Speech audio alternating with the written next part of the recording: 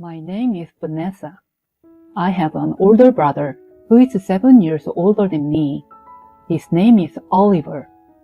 Ever since we were young, it seemed like my brother excelled only in studying. He managed to get into a decent high school and university. Our parents praised him for his achievement, but perhaps he had always been showered with compliments. His personality has become quite twisted as he grew older. Right after graduating from college, my brother immediately moved out. As he left, he looked at our family and said, "There's no way I can continue living in the same house as such low-level people." He laughed dismissively and walked away. Our parents were shocked by his words, and with a sad smile, they said, "He used to be always cheerful and kind, such a good child." I wasn't sad, just infuriated. I didn't care what he said about me. It's true that I'm not particularly good at studying or sports, and while my high school is considered a decent one, it's not that famous. Maybe I'm a failure compared to my brother, but I have the support of my parents, and that's what sustained my current life. Even as a high school student at the time, I understood the importance of family, but my brother has no shred of gratitude toward our parents. He referred to them as low-level people. Since that time, I haven't liked my brother much. I used to admire him and look up to him when he was perfect at everything. He even used to dote on me, his younger sister. But now, he had lost any trace of kindness. Even when I passed the high school entrance exam, "Is there any point in you going to high school? It's just a waste of time," he said such thing to me. When my parents scolded him, "It's because of your lousy parenting that she's turning out to be such an idiot." He said it and laughed. I cried and got angry, but our parents gently comforted me. They always said to me, "We're so happy that you've grown up to be such a kind and wonderful child." With the support of my parents, I successfully passed the entrance exam for a national university. Job hunting went smoothly, and I was able to secure a position at my top choice company. By the time I became a working adult, my mother and father had reached their 60s due to my mother's late pregnancy. By then, my brother had already gotten married, but he still refused to bring his wife home, even when my parents said, "We want to meet her."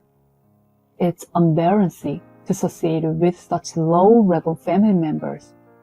He stubbornly refused to let us meet his wife. After becoming a working adult and getting used to my job for over 6 months, one day something happened. I received a call from my mother when I was at work. My mother should have known that I was busy working, and she had never called me during work hours before. I had a bad feeling about it, so I left my desk and answered my mother's call. "Mom, I'm at work right now." "Your father collapsed." "Huh?" I don't remember much after that. Feeling shaken, I explained to my boss that my father had collapsed and been taken to the hospital by an ambulance. I probably hailed a taxi and headed to the hospital where my father was taken. When I arrived at the hospital, my mother, who had been crying, was sitting there. "Mom," I said that and approached my mother. "Is Dad okay? When did this happen? He seemed fine this morning. Why did he collapse?" I was anxious and asked my mother all the questions that came to my mind, even though my mother must have been the most anxious and in pain herself. My mother opened her heavy mouth and said the following: "Your father has cancer." "Huh? That can't be true, right?" I couldn't believe it. My father, who had been so energetic, had cancer. It's already stage 4. He has cancer in his bile duct, and it's difficult to remove it through surgery. My mother explained slowly, weaving her words together. After finishing her explanation, she started crying again, tears streaming down her face and mixing with her sob. No way! So there's nothing we can do? To my question, my mother nodded deeply. Afterward, my mother and I were called by the attending physician and given a detailed explanation of my father's condition. It seemed that my father's condition was truly severe, and it was already known that the cancer had spread to other parts of his body. The doctor informed us that surgery would only burden his body without offering a significant benefit.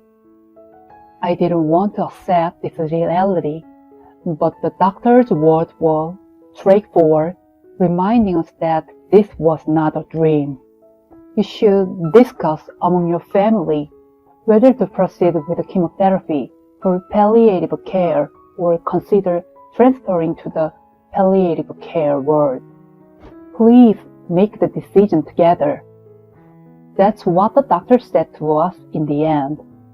We left the room and sat on the nearby chair, entering a period of silence.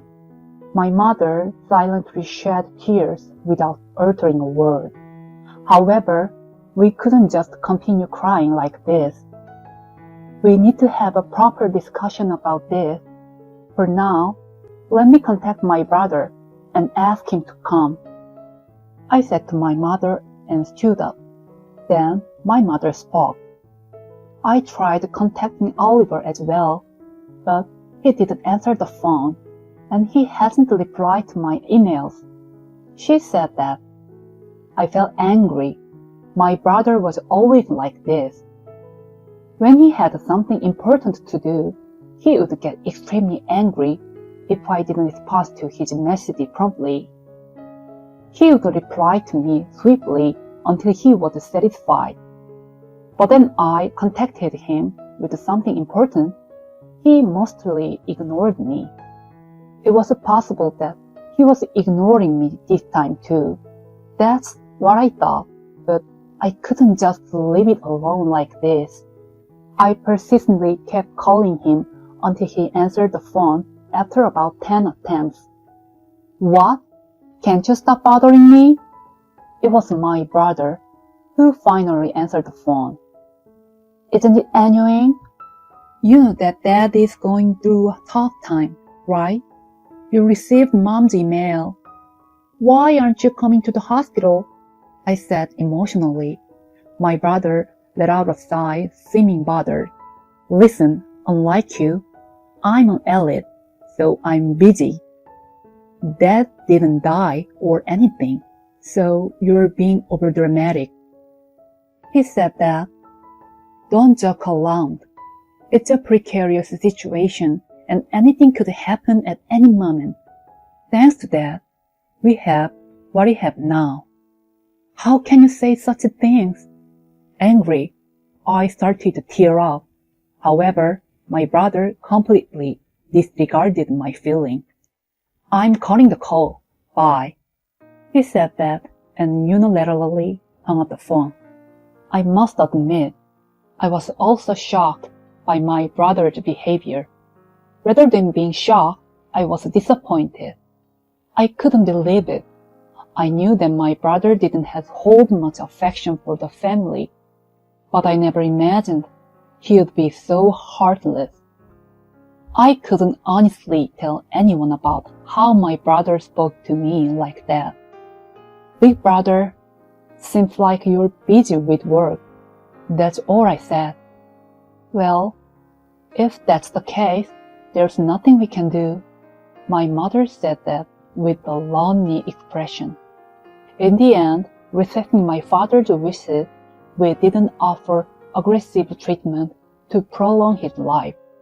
And he passed away a few months after transferring to the palliative care ward. I informed my brother about my father's passing and explained the schedule for the wake and funeral. But my brother, "Sorry, I'm busy. Do it without me." He said that and didn't show up for the wake or the funeral. My mother was also taken aback by this. She probably didn't expect her son to be so heartless as to not attend his own father's funeral. That child didn't come, really. After the funeral, without changing her expression, the mother muttered those words. "Mom, it's not part of the family anymore. Let's stop worrying about him." I said that, and the mother replied, "Yes, you're right," she said with a smile. However, the next day, my brother showed up. He brazenly entered the apartment where our family lived. "What about my dad's inheritance?" He said that. "Huh? What are you talking about? You didn't even come to the funeral yesterday," I said, and my brother glared at me and spoke. "Shut up, you brat. Keep your mouth shut."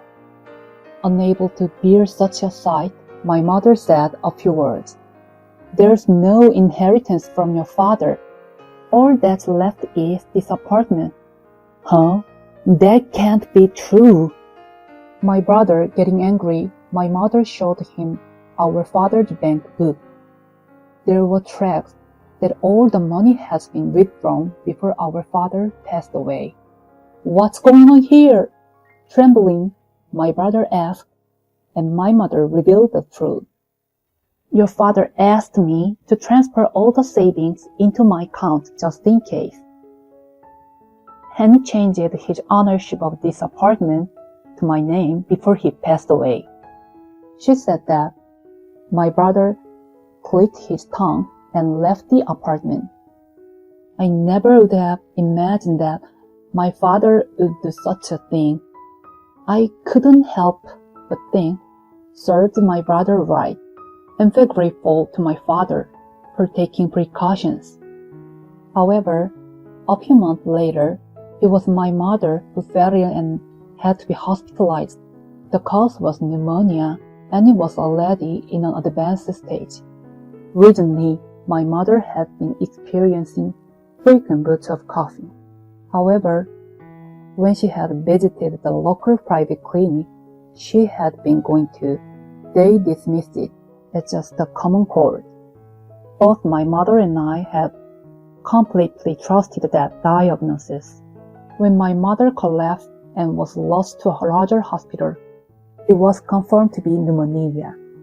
By then, it was already too late, and she was given a prognosis of 3 months to live.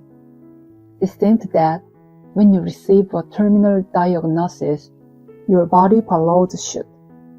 True to the prognosis, my mother passed away just 3 months, a few days after receiving it. Why didn't I take my mother to a larger hospital sooner, even if I had to force her? Why couldn't I have noticed earlier? I was consumed by regret and spent hours crying. Even after informing my brothers of my mother's passing, he never returned home. I, along with my mother's sister, prepared for the wake and the funeral. Of course, just like during our father's time, my brother didn't attend either the wake or the funeral. My aunt was furious about it, but I had already given up. There was no point in saying anything more to my brother. But a few days had passed since my mother's funeral. It was when my aunt and I were sorting through my mother's belongings, and then my brother showed up again.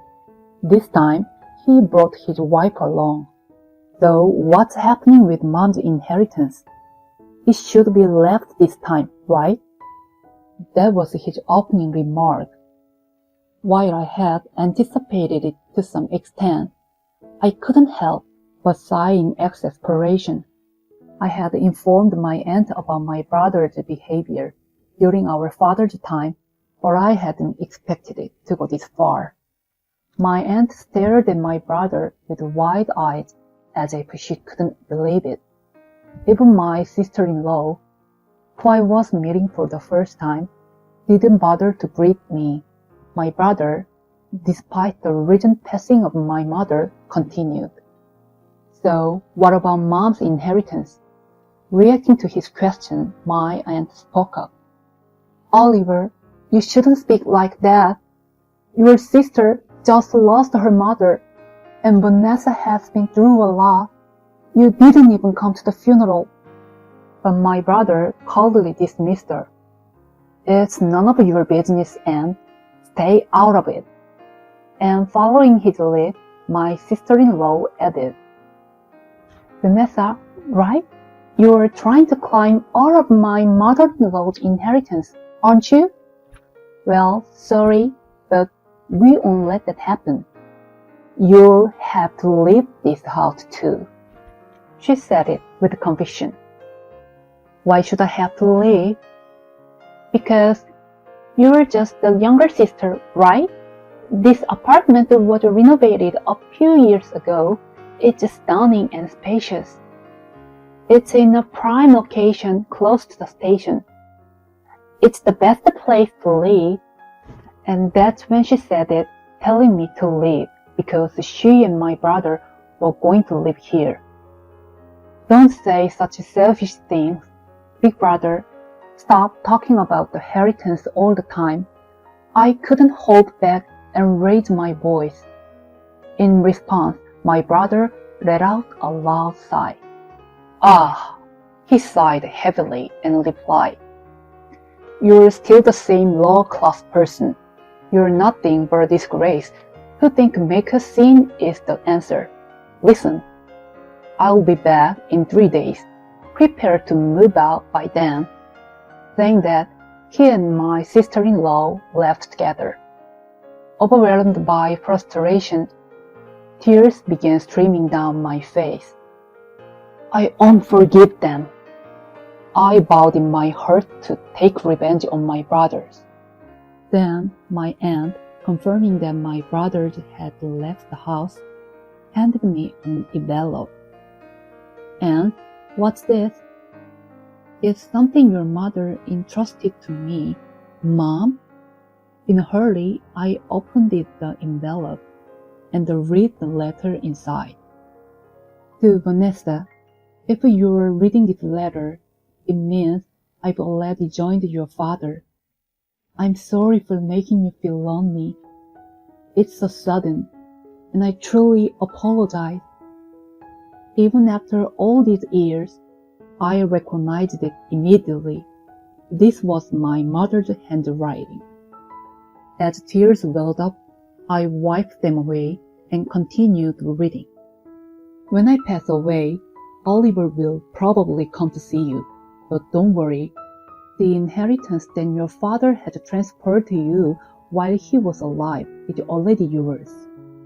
Huh? I had no idea what she was talking about.